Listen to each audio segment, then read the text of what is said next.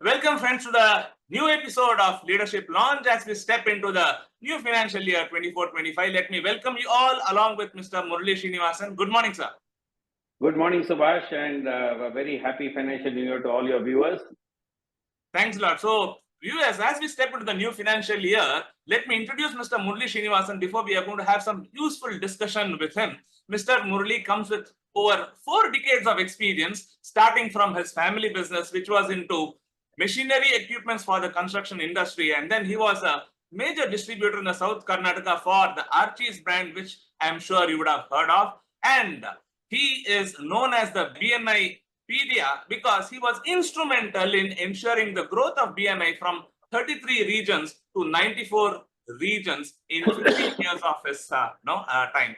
He played a very, very important instrumental key role in the growth of BNI India, right from about 400 members to about 54,000. And today, BNI is clocking more than 58,000 members. He is supporting more than 25 regions in BNI India as a district director, and he also mentors many other national directors across the world. He eats, talks, walks, and sleeps BNI. And most importantly, why I want him with us here is he has helped lot of regions, lot of business owners set a good vision and a goal when they start off their new business. And it is best that we hear from him how we can look forward to the new financial year. What is it that as a business owner we should keep in our mind? So Murali sir, over to you.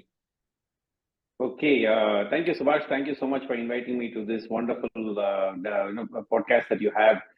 It's really fantastic to be along with you and to meet all your viewers. Again, wishing all of you an amazing financial year ahead. I'm so happy that we're doing it right bang on the 1st of April, early in the morning as we get into the financial year.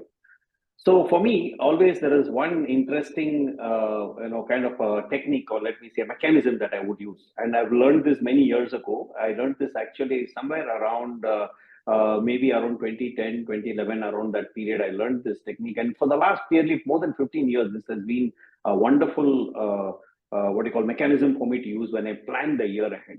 Normally, in fact, it is so coincidental, I synchronize it with the financial year because it fits into my overall plans. Okay. Now, this technique or this mechanism is called as the Big Five. The Big Five. Now, what happens is we are living in a world where we have so many things happening around us. We have a lot of things. We have our financial goals to reach. Probably we have some commitments to make in terms of our mortgage payments, EMIs, whatever the loans that we have. We need to continue servicing. We have certain important milestones in our journey, like children's education. Their high school is coming up, university education is coming up. We have to provide for that. Maybe for some of us who have grown up children, we have to plan for weddings, and some of us may be investing. So like that, there are these important milestones in life that needs to be reached. True. At the same time, we also have the day-to-day, what we call is the urgent things. Okay. I call them as the important things and urgent things. The important things in life, like, the life milestones, like maybe acquiring a property, like maybe expanding my business to the next level, maybe children's education, things like that, which are important milestones which show progress in our life.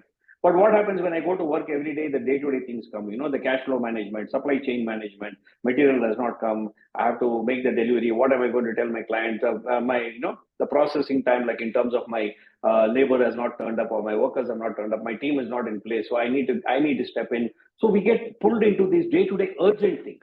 Okay. What I call important versus urgent. The important things in life are the things which I'd like to measure myself by. But whereas we get stuck into the urgent day-to-day whirlwind of things which have to keep us. So to help remain focused on the important things, I learned this mechanism. Actually, in one of the seminars I attended, I learned this. And from then I've been using it. It's called as the Big Five.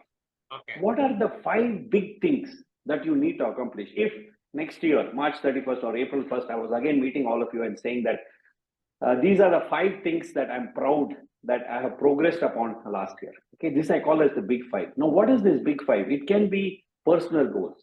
Like, importantly, many of us, if you look in, we have been planning a family vacation, 10 days, 15 days away from work. We go on a cruise, or we go on a pilgrimage. We go to Kashi, or we go to some, or we go to the Himalayas, or we go to Dharmasthala, whatever. We want to go to a beach resort and spend a week over there. We plan these things in our mind, but somehow as we go about our day-to-day urgent things, the whirlwind, these things start, going into the background. The priority doesn't come up. So it could be a family vacation. It could be something to do with our fitness routine. Maybe this financial year, I want to be physically fit also. I'm financially fit. I'm doing well financially, but I'm suffering in my physical health. I'm overweight. Doctors kept telling me I have to be careful. My sugar readings may be slightly high, whatever it may be. So, maybe this year I take, that could be another goal. My physical fitness goal. I'm going to get into a physical fitness routine. So it could be personal goals like, family vacation, my fitness goal, or it could be I need to acquire a property this year. And of course, business goal. It could be purely simple, this is the number, so many $1 million or so many crores of rupees I want to achieve in turnover this year. Or I want to acquire, 10, 15 new clients this year. Or I want to grow my team size from 15 to 25. So it could be this, it could be a combination of this, but these are the 5 things, the important things, the combination of personal plus business goals. For me, those 5 things, which next year, 31st March 2025, if I look back at my year and say, I'm proud that maybe out of the 5, to be honest with you, I've done this for over 12 to 13 years now. I've never got 5 on 5. Initially, I used to get 1 on 5, sometimes not, a couple of years in the beginning, none on 5, 1 on 5. Then gradually it became 2 on 5, 3 on 5. Last year, I'm very proud to say that I did 4 on 5. This has been my best year, 4 on 5. But I've never got 5 on 5. But then, yes, progress has been made consistently. So have you identified your top 5, the big 5, the 5 things that you want to be proud about? And then what happens is through the course of the year, we can continue to remain focused using different mechanisms. Just putting down these big 5 is not enough. Now, this big 5 can also be discussed with your partners. It depends on what kind of, how close you are with your business partners, maybe your life partner, sometimes even with your children, grown-up children. I do this even with my own business team, the core team which helps me. I have 2 people who work closely with me. They know my big 5 because they work this journey along with me. So if they know it, then our direction goes in the same direction. That these are the big 5 that I want to achieve this year. So that's one of the I would say, very useful mechanisms that we can use for this. Fantastic. Thanks a lot for sharing the important ways of how you look at planning the big 5. I'm sure, my dear viewers, that you will also got an idea about your big 5, and do share with us on the comment section what are your big 5s that you're planning to achieve in this financial year. Murali sir, having said that big 5, now how do I go about it? How do I ensure that probably as you said, you have been able to achieve 4 on 5. So how do I look at my progress towards these big 5, and what are the things that I should do for this, sir? Okay, good. Thank you, Subhash. Because for me, always execution. It's always in the execution. Having dreams, having plans is something all of us can be great at. And again, just a small tip about the big 5. Start thinking about it in January. I start with end of December, beginning of January, so that by February I have a fair idea. It's a well thought out big 5. Now, coming down to the execution, there are 2 powerful ways I can suggest for you how this can be executed. The first thing is when towards the end of March, maybe the last fortnight of March, take some time off. It may be hectic, the year-end closing and all that, but still try to take maybe one early morning off, sit down a couple of hours, look through your last year's big 5, look at the coming year's big 5, and then look at it based on what I'm doing now. What are the things I need to start doing? What are the things I need to start doing? Maybe there are things that I could have done which could have helped me to accomplish my big 5, but I did not do it because of want of time, because of want of priority, etc., etc. But what is it I need to start doing? Secondly, what is it I need to stop doing? This is a very powerful one, very important one. Most of us, I realized many times that I'm a hindrance to myself because I continue to do things which I need not necessarily do. My team can take care of it, or I can outsource it. So what is it I need to stop doing? Certain things we're doing repeatedly, continuously. So what is it we need to stop doing? So what is it we need to start doing? What is it we need to stop doing? And if certain things are working well, what is it I need to do, continue doing? Just to give you an example, I have a daily and sometimes, weekly and monthly quick checklist. How am I tracking? How am I progressing towards my big 5? Now, I would not stop doing that. I would continue to do that because I make financial projections every month. Literally, my tally is tallied. I have a projected P&L with my projected advanced tax payable projected every month. I would not stop doing that because it helps me to keep on track for my financial goals. So certain things I would not stop doing. Certain things I need to, like I told you, micromanaging things, maybe I need to pull back on some of these things. And some of these things I need to start doing. Okay. So these are the things. So what do you need to list out, okay? It need not be a big laundry list, but maybe 5 or 6 things. I need to start doing this, 1 or 2 things, 3 things. I need to stop doing this, 2, 3 things. And then what I need to continue doing, 2, 3 things. Once you have that, you then have a focus. Okay. That is mechanism number one. Okay, that's idea number one for you to implement the big five. The second thing is, for me, I found this actually life changing. Most of us, for me, I would get up. I'm an early riser, so I would get up early in the morning by around 4 o'clock, 4:30. By 5 o'clock, I have freshen up. I'm ready. Kind of, have a cup of coffee, whatever. By 5 o'clock, 5 to 5:30, I would sit down, and maybe I'm just a little bit old-fashioned. I still have that. I like this notepad with my to-do list. I like to write down what are all the things I need to do. Super. I still like to write down. Okay. Okay. So I would sit down, have a cup of coffee, write down. I need to do all these things today. And what that leave me stressed by 5:36 in the morning. Oh my God, so many things to be done. Okay. And then I'll go out for a walk, but my mind is running on this. Okay. I'm not really relaxing. I'm not enjoying the nature, and my mind is on this. And then what happens? Oh, Okay. the time is already 6:15. Subhash must have got up, so I'll send out a text message to him when I'm walking, and then I'll pick up the call, and then what's happening? Actually happening is I began working. Okay. I'm out for a walk, but I'm already started working. So how did I learned this again in one of the trainings that I attended is have an evening planning ritual. So when you have your big five, sit down before whatever the time of day you're finishing work. Like normally my days are planned to finish by around 6:30. But technically my calendar by 5:30 or so I'm done. 5:30 to 6, any last minute emails, some last minute calls, some provision of half an hour.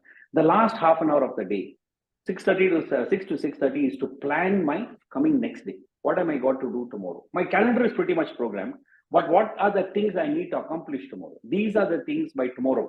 Okay. I would like that, these things are done. Now, when you plan your, what I call as a daily planning ritual, instead of doing it in the morning, do it in the evening. Okay.